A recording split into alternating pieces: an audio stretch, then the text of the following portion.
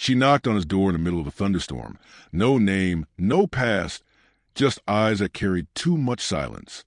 He let her in without asking why. Never guessing the soldier he sheltered was a disowned daughter of a billionaire, or that her presence would quietly stitch the cracks in their broken lives. If you believe family is more than blood, that second chances arrive in unexpected forms, and that kindness, quiet and unconditional, can rewrite a person's whole story. Subscribe for more heartfelt tales where healing begins with a door left open. The wind had teeth that night. It came down from the mountains, howling through pine and hollow like something feral, slashing sideways rain against the porch railings, rattling the woodpile, lifting tarps, and snapping the last brittle leaves from the orchard trees. Jack Thorne heard it in his bones before he heard it on the roof. A low groan through the beams, then the shake of loose shingles. Then Willa's soft voice from the hallway. "Is the house going to fly away?" He glanced up from the hearth, where the fire threw out more light than warmth, and met her eyes peeking past the corner. She was wrapped in the moth-eaten quilt her mother had made, red boots poking out from underneath, hair a rumpled halo from sleep. "No, sweetheart," he said gently. "It's just the wind trying to pick a fight." Willa blinked at that, then gave a sleepy nod like it satisfied something in her. She crossed the room in small, sock-muffled steps, tucked herself beside him on the woven rug, and leaned her head against his arm. "I heard the thunder," she murmured. "It sounds like it's mad." "It's just loud," he replied, arm tightening around her shoulders. "Big noise, small heart." She smiled into his flannel sleeve. Outside, the storm deepened. The trees hissed like they were whispering secrets too dark for children's ears. The rain came harder, then sleet, needles of ice tapping at the windows in staccato rhythm. Jack added another log to the fire, slow and methodical. It had been a long time since the weather made him nervous. He trusted the bones of the cabin, the way a man trusted something he built with his own hands. But something tonight tugged differently. A tension in the air, not just pressure but something like waiting, like breath being held. He didn't know what to name it, only that he hadn't felt it since the night before Willa was born, when the roads iced over and the sky threatened but never broke. "You want a story?" he asked. Willa's eyes opened wider. "One with a compass?" He nodded, reached for the battered notebook near the hearth, the one filled with bedtime myths and made-up legends. He began, voice low, the same way he always did. In a valley carved by wolves and weather, a girl carried a compass that never pointed north. He read slowly, letting the fire crackle between lines, letting her eyes droop. She didn't fall asleep, not fully, just sank into that warm space between dreaming and listening. When the story ended, he kissed the top of her head and whispered her off to bed. Then the knock came, not loud, not hurried, just steady, 3 raps, then silence, then again. Jack stilled, the kindling in his palm forgotten. For a moment, he thought it was wind or a branch, but it came again, sharper now, insistent, not from the door, but from the back porch near the mudroom. He rose, slow and careful, slipped on his coat. Willa stirred in the hallway. "Someone's outside," she whispered, wide-eyed. "I'll see who it is." He took the flashlight from the hook by the stove, clicked it on, and unlatched the side door. It swung open into a world that looked half dead. Sky the color of burnt pewter, wind gnashing, sleet slicing across the porch like thrown glass. His light cut through it, a thin blade. The beam caught motion. At first, it looked like nothing more than a bundled shadow, kneeling, not standing. Then it shifted. A hand reached up, gloved fingers bracing against the wood frame. Jack stepped forward, boots crunching. "Ma'am," he called. "You all right?" She looked up. Rain streaked down her face, soaking the edge of her collar. Her lip was split, temple bruised. A military surplus coat clung to her, heavy with water. Her voice was hoarse, barely audible over the storm. "I'm sorry," she said. "Didn't know where else to go." Jack took one look at her and knew this wasn't robbery or some game. She was too far gone for pretending. Knees shaking, shoulders tight from bearing more than weather. He reached for her elbow without thinking. "Come on," he said. "Get inside." She hesitated, then let herself be pulled. The warmth hit her like a blow. She staggered a little, squinting at the sudden light. The scent of pine wood, cinnamon, the whisper of a child's footsteps retreating down the hall. She said nothing more, just stood there dripping on the mat, hair clinging to her neck, one hand braced on the wall. Jack closed the door, latched it, turned. "You hurt?" She shook her head, then winced. "Not badly." "Sit down. Fire's hot." She obeyed, not from trust but from exhaustion, slid onto the edge of the armchair, eyes flicking toward the flames. Jack poured hot water into a tin mug, added tea from a tin, passed it to her. She held it like a lifeline, not drinking, just feeling the heat bleed into her bones. "What's your name?" he asked softly. She stared into the cup. "Reese," she said after a beat. "Just Reese." Jack nodded. "You can call me Jack." Another silence. Then Willa appeared again, her small shape silhouetted by the hallway light. She crossed the room slowly, eyes fixed on the stranger. Jack opened his mouth to guide her back to bed, but before he could, Willa held something out. It was a little wooden rabbit, carved, worn smooth at the ears, with a crooked tail where the chisel slipped.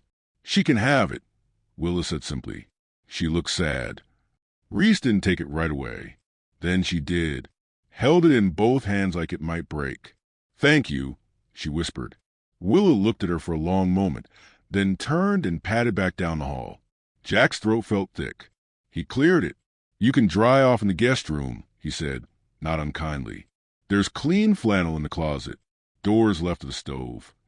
Reese stood, moved like a woman used to pain. Jack watched her go, watched the flicker of her shadow slip past the bedroom threshold, then turn off the light behind her. He sat back on the hearth, elbows on knees. Didn't sleep that night. Just watched the fire burn down low. Listened to the wind pace outside like a restless animal, and wondered who the hell had just come into his house. The next morning, the storm had moved on, left branches snapped, mud thick in the ruts of the driveway. Sunlight broke through and thin, gold strands like grace reaching down between the trees. Jack brewed coffee. He was used to silence, but this one felt different, occupied. Somehow, Reese stepped into the kitchen just before 7. Her face was washed, bruise now clear beneath her eye. She wore one of his flannel shirts and Willa's mother's old cardigan. It hung loose on her frame. "Hope you don't mind," she said. "Didn't want to put wet clothes back on." Jack shook his head. "That shirt seemed worse." She nodded. "So have I." That was the closest thing to a smile he saw from her all morning. Willa appeared next, dragging her blanket like a tail behind her. She saw Reese at the table and offered a sleepy wave, then climbed into the chair beside her like it was natural. Jack watched the two of them. Reese buttered toast, her hands moving with practiced efficiency. Willa chatted about the rabbit and the orchard and how sometimes birds sang too early in spring. Reese listened, really listened, and responded only when needed. No false cheer, just presence. Jack didn't know what to make of it. Of her. After breakfast, she offered to sweep the porch, then stacked the logs he'd meant to do himself. Didn't talk about why she was here, what she'd run from, or what she planned to do next. Jack didn't ask. That evening, she disappeared for a while, just walked down the orchard trail, and came back without a word. Her boots were muddy to the knee. Her hands smelled of cedar. Willa gave her another drawing, this one a house with 3 figures. A man, a little girl, and someone in a big coat with a scar on her face. Reese looked at the paper a long time, said nothing, but Jack saw her slip it into her coat pocket before bed. That night, the wind didn't come back, but Reese did. She sat by the fire after Willa had gone to bed, mug in hand, posture easier. The rabbit was beside her on the table. Jack didn't speak, just offered her the notebook, the one with the bedtime stories. "You want to read one tonight?" Reese looked at him, then at the fire. "I haven't read aloud in years." "That's all right." Willa would listen even if he just made up the words. Reese took the notebook, opened it, cleared her throat. In a valley carved by wolves and weather, her voice was raw but steady. Jack watched the flames flicker in her eyes and knew Somehow, that this woman wasn't lost, just hiding, and that whatever had brought her here, the storm had already begun to pass. By morning, the storm was nothing more than a forgotten tantrum. The world outside the cabin held a strange quiet, not peace exactly, but the kind of hush that settles after something wild has been spent. Mist clung to the orchard trees like a veil too stubborn to lift. The sky hung low, woolen and pale, and the wind had gone still. Reese stood on the back step, cradling a chipped mug in both hands. Steam rose from the coffee, but she didn't drink. Her eyes were fixed on the trees in the distance, dark, reaching, half-swallowed in fog. She hadn't slept, or if she had, it hadn't changed anything. Her shoulders were tight, her jaw set, but she was still here. Inside, Jack moved around the kitchen with the easy rhythm of someone used to quiet mornings. Eggs cracked into a skillet. Butter hissed. Willa sat at the table, hair sticking out like a dandelion gone to seed, swinging her legs in mismatched socks, coloring a piece of paper with focused intensity. She's been out there a while, Willa said softly, eyes still on the page. Jack nodded. She'll come in when she's ready. What do you think she's thinking about? He glanced out the window. Sometimes people don't want to think. They just want to stand still. Willa frowned, but she looks like she's holding her breath. She might be. Willa was quiet a moment longer, then set down her crayon. I think she's trying to remember who she is. Jack blinked. He looked at his daughter, not for the first time, like she was reading from a book only she could see. The door creaked. Reese stepped back inside. Her coat hung from her arm, and her boots left damp marks on the floor. Coffee's hot, Jack said, sliding a fresh cup across the table. She hesitated only a second before taking it. She sat beside Willa, glanced down at the drawing, and tilted her head. What are you working on? Willa held it up. This is a trail. That's the tree with the broken swing. And that's you. You look better today. Reese gave a huff of something like a laugh. I look like a scarecrow, but not a sad one. Reese folded the edge of the drawing between her fingers. Thanks. Jack plated the eggs and toast, setting them down with simple grace. Reese looked at him, then at the food, as if unsure how to respond to a kindness not attached to an expectation. Thought you might be hungry, he said. You earned it.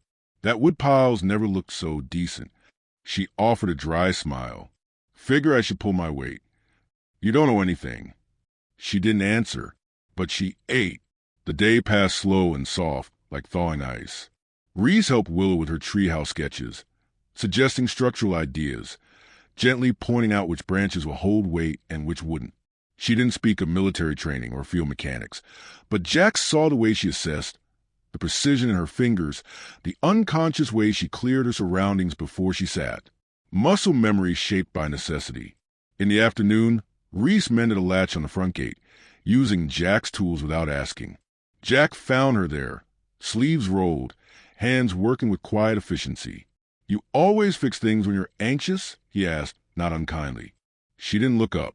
Better than breaking them. Jack handed her a cloth. This place is old. Don't feel like you've got to make it new. She shrugged, just wanted to hold together. He understood that too well. Later, she followed Willa into the workshop. Jack heard her steps pause at the threshold.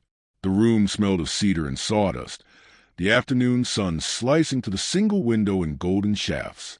Reese's fingers brushed the edge of the unfinished cradle near the back wall. Its sides were sanded smooth, but it remained open, raw, waiting. Willa reached for a small box of wooden animals and carried them to the workbench. This is where Dad makes things, she said. Sometimes when I can't sleep, I come sit in here and listen. Reese crouched beside her. What does it sound like? Like secrets being carved out of wood. Reese smiled, barely. That's a good sound. They sat in that room for longer than Jack expected. No words, just presence. The kind that didn't demand attention. That night, Reese asked Willa if she could help with bedtime. Willa nodded and handed her the compass. You hold it tonight. It helps with dreams. Reese stared at the object, dull bronze and cracked glass, the arrow still swinging. Thank you, she said. Willa crawled under the quilt.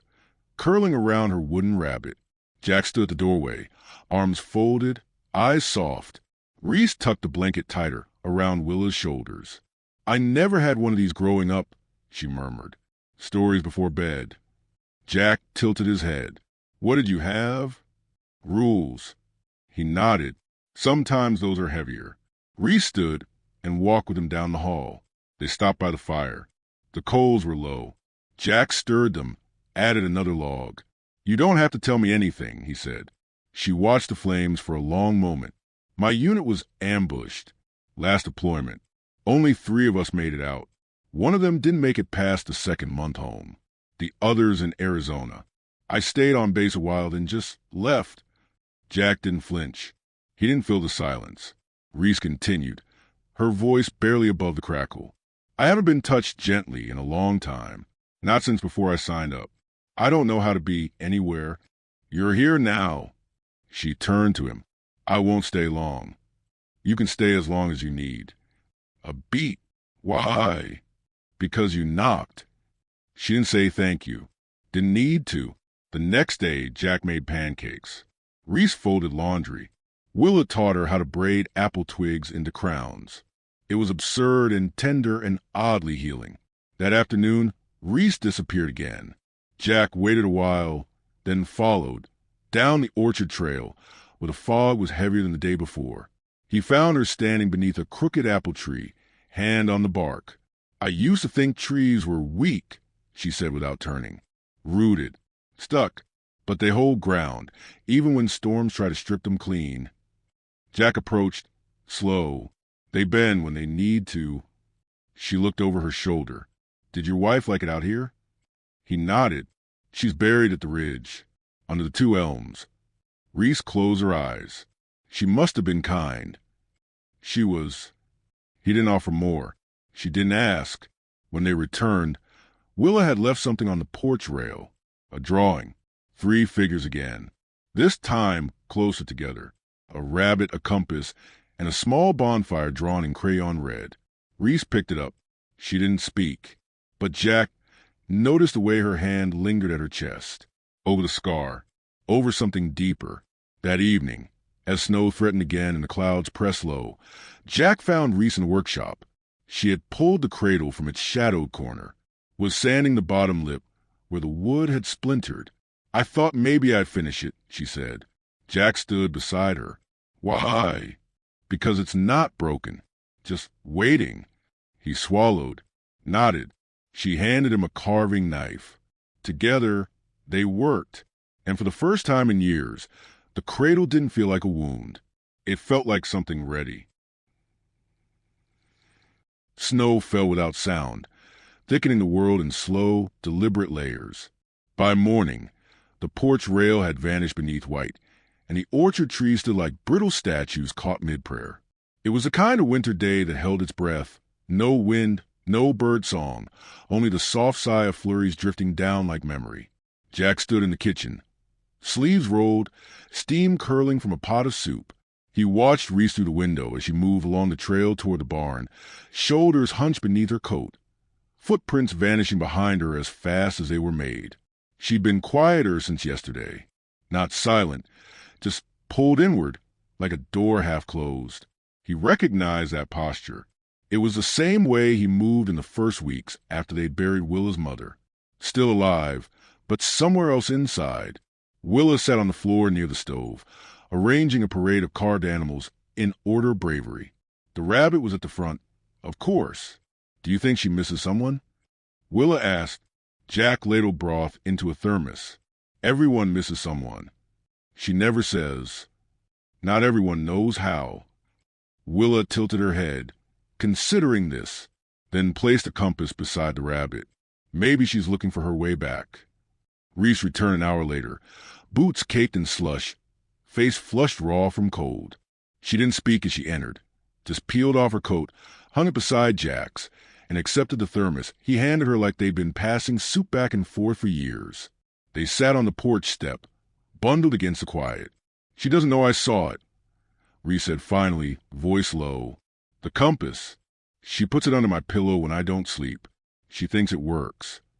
Jack sipped his coffee, watching his breath disappear into the white air. Maybe it does. Reese gave a dry smile. It doesn't point north. Maybe it points home.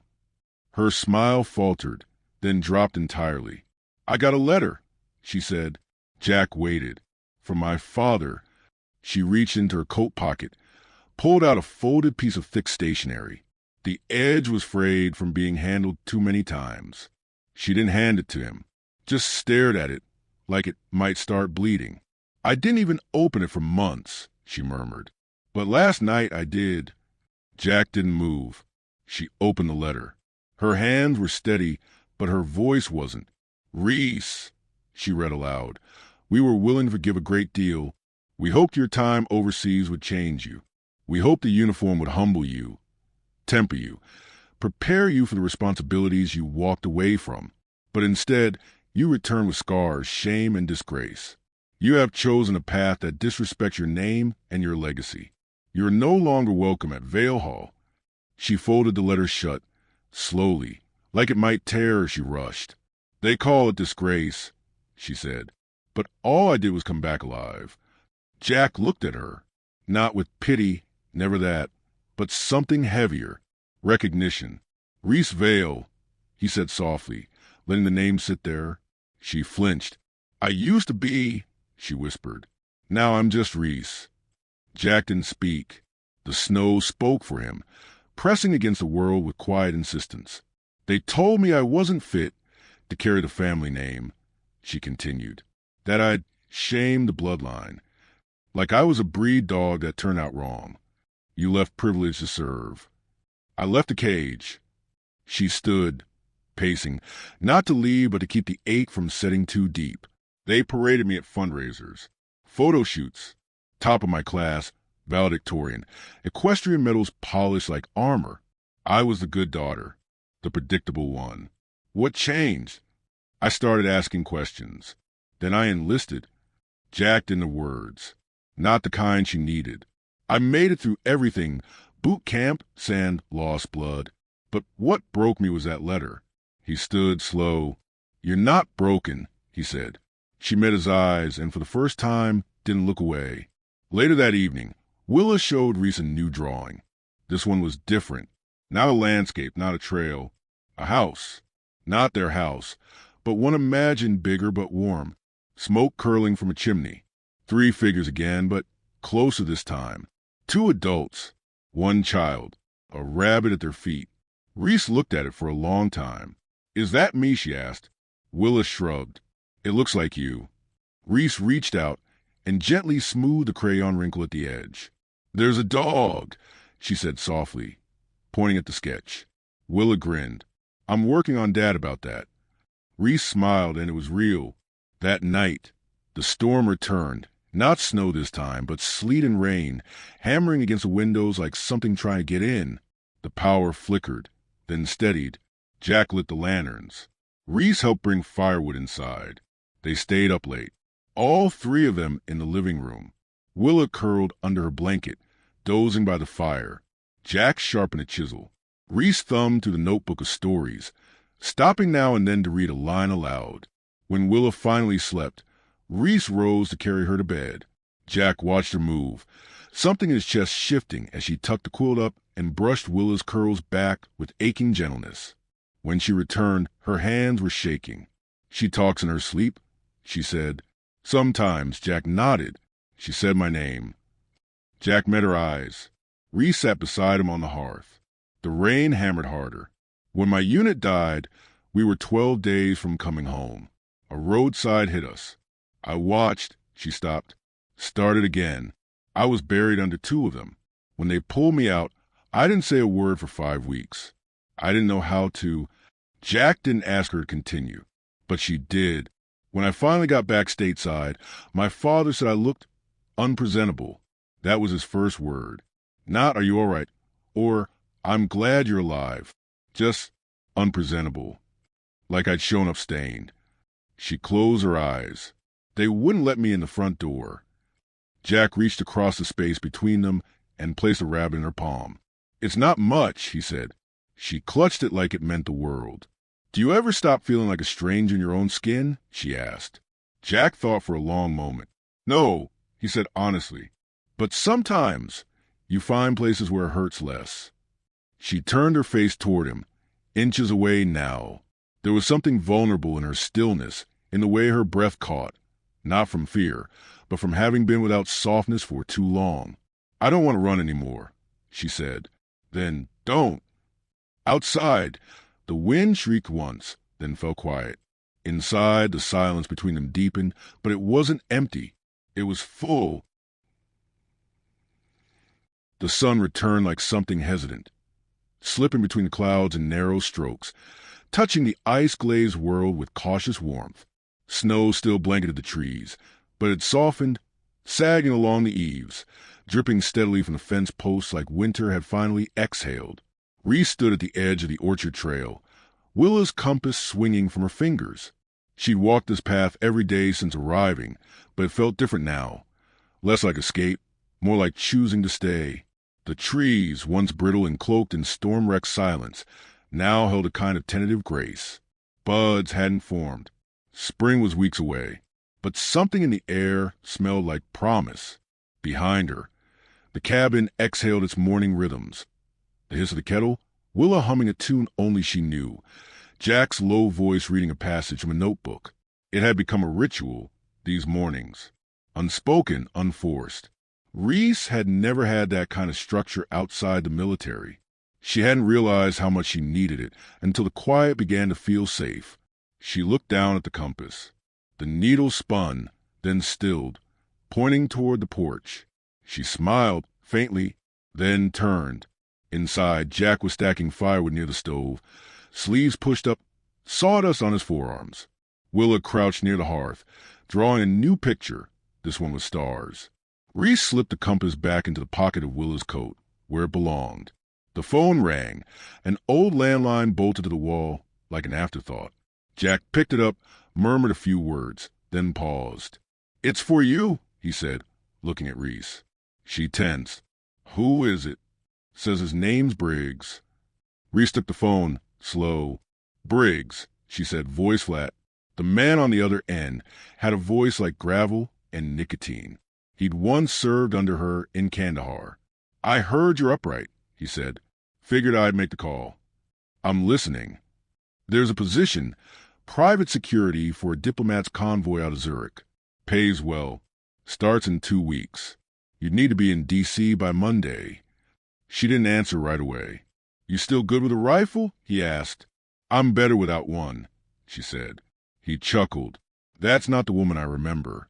That woman died under a Humvee." A beat of silence. "Well," he muttered, "the offer stands." She hung up before he could say more. Jack didn't ask, just met her eyes. "Was it something you wanted to hear?" he asked. "No," she said, "but it's something I know how to do." He nodded gently, then went back to the woodpile. Later, she found a note on the nightstand, folded neatly. Willa's handwriting in crooked lines. "You don't have to be brave every day. Just stay one more."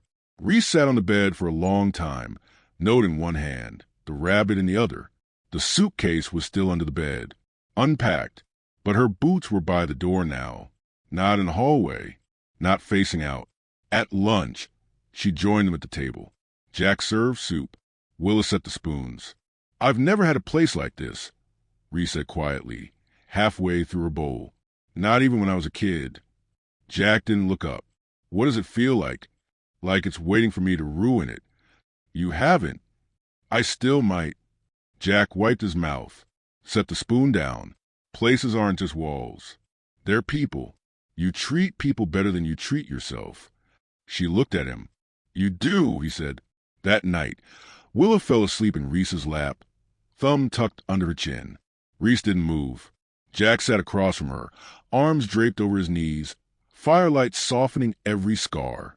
"When she was a baby," Jack said, "I used to stay up just like this, afraid that if I moved, it would all fall apart." Reese looked down at the small body curled against her. "Did it?" "Only sometimes." She smiled, one without defense. After carrying Willa to bed, Reese returned to the living room. The fire had dimmed. The coals glowed like something living. I keep thinking I'm going to wake up and it'll all be gone, she said. It won't, Jack replied. You can't know that. I don't have to. I've seen the way you look at her, and the way she looks at you. Reese hesitated, then walked to the shelf near the window. From behind a stack of old maps, she pulled a small, sealed envelope. I wrote this 3 years ago, she said. The day I left Afghanistan, I was going to send it to my father. Never did. Why? Because he wouldn't have cared. She handed it to Jack. But you might. He took it, didn't open it. I'll read it when you're ready, he said. She turned away, blinking hard. Jack stood, walked to the table, and returned with something in his hand. The rabbit. I carved this the night you showed up, he said. Didn't know why. Just did. Reese took it, ran her thumb over its ears. You made this for me? I think I made it for someone who didn't know how to stay. She met his gaze. He stepped closer. Not rushed, not reaching. I want you here, he said. She didn't answer, just leaned into him, slow. Her forehead pressed against his collarbone. His hand came up tentative, then sure, settling at her back. There was no kiss, just closeness, skin to flannel, breath to breath. The next morning, the sun rose gold across the snow-drenched hills. Willow opened the door before breakfast and shouted. She stayed. Jack smiled as he poured the coffee. Reese walked into the kitchen barefoot, wearing the cardigan Jack's late wife used to keep draped over the rocker. It looked different now. Lived in again. She picked up Willow's compass from the shelf, held it a moment, then set back down. I know where I'm going, she said. Jack passed her a mug. Their fingers brushed. Outside, the wind stirred the trees with gentleness for once. The orchard shimmered in the early light. They stood there, 3 figures in a house built for 2, and none of them felt like strangers anymore. If this story touched you, subscribe or share where you're watching from. Kindness, love, and second chances keep the hope alive.